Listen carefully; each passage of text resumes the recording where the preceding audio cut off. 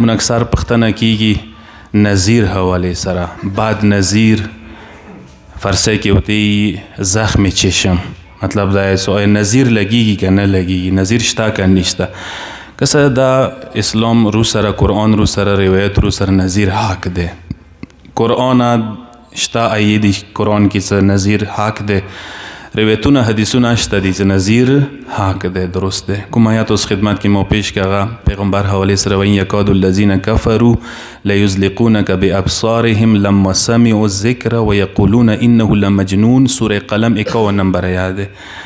پیغمبر اکرم ذکر به قرآن ذکر به اوریدلو دا تفسیر کې داسې راغلی دي چې بني اسد کې یوه قبیله داسې وه، یو قوم داسې و چې هغوی نظیر ډېر لګېدو. هغوی پیغمبر ته یې بیا کېنولي وو چې پیغمبر ته سترګې غړوي، واه واه به به کوي چې پیغمبر نظیر کې. یعنی الایه ترجمه ده دی چې عنقریب نږدې ده دا خبره چې ای حبیبه دا کسان تا خپلو سترګو څخه هلاک دی کی چوک کافران. و دی آیه نه پته لګیږي چې کفارو ټکیو کې استعمال شي هغه کسان څخه خبیث فطرت والا کسان دي، هغوی نظیر کار کوي.